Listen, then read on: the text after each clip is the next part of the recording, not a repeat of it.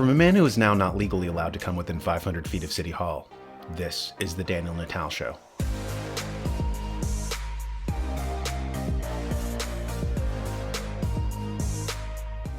Garland Nixon had a tweet that interested me. White House insiders say internal reports predict a complete economic collapse in EU within months, but Russia ought to be pretty much okay.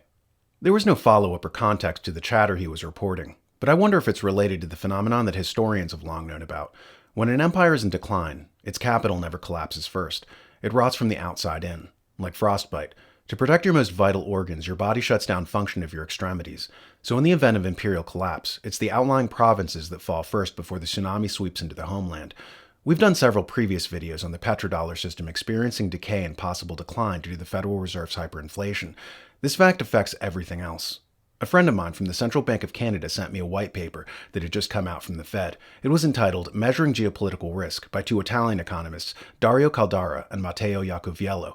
They write, "We present a monthly indicator of geopolitical risk based on a tally of newspaper articles covering geopolitical tensions and examine its evolution and effects since 1985. The geopolitical risk, GPR index, spikes around the Gulf War, around 9/11, during the 2003 Iraq invasion, during the 2014 Russia-Ukraine crisis, and after the Paris terrorist attacks. High geopolitical risk leads to a decline in real activity, lower stock returns, and movements in capital flows away from emerging economies and towards advanced economies." This last sentence bears repeating. Geopolitical risk leads to movements of capital flows away from emerging economies and towards advanced economies.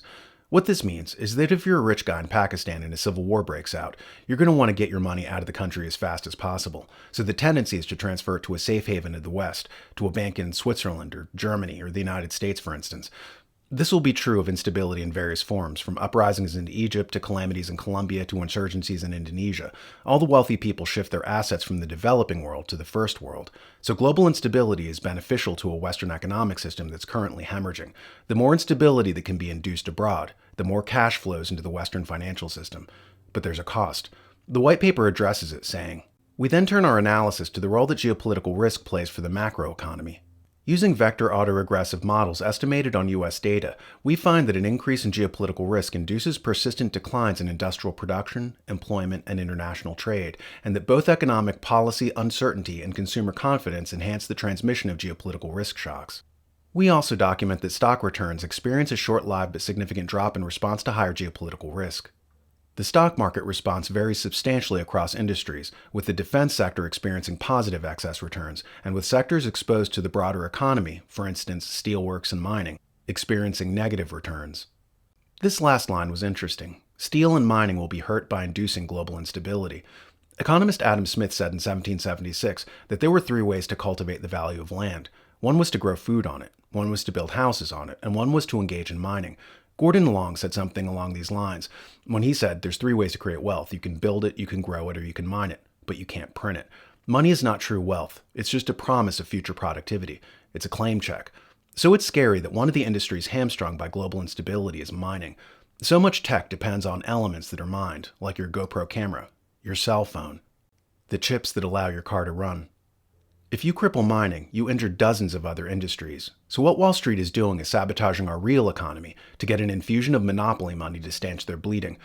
By the way, the intelligence community calls economic warfare MARKINT, which stands for market intelligence. It's a discipline used by the United States intelligence community that focuses on intelligence gathered from the global capital markets. Another indicator of panic was brought to our attention by journalist Pepe Escobar.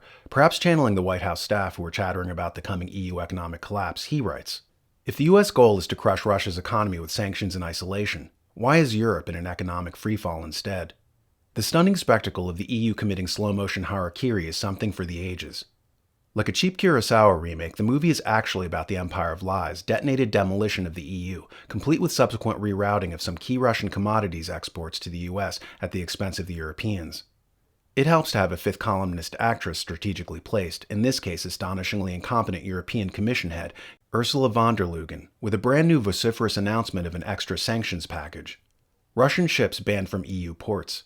Road transportation companies from Russia and Belarus prohibited from entering the EU.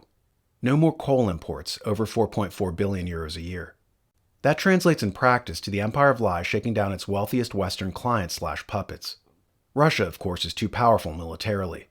The empire badly needs some of its key exports, especially minerals.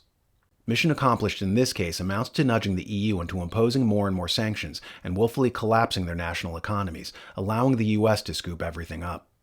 So what we're watching is the US sabotaging Europe in a bid to steal their natural resources. This, plus instigating global insecurity to channel capital flows into the United States, tells you how desperate they are to try to keep the flagging system going for a little longer. As I said at the outset, when an empire starts to crumble, it never happens from the inside out. It always happens at the extremities, like gangrene working its way inward until the vital organs are hit and the organism finally succumbs. Or more to the point, like a starving man whose stomach starts to cannibalize its own cells.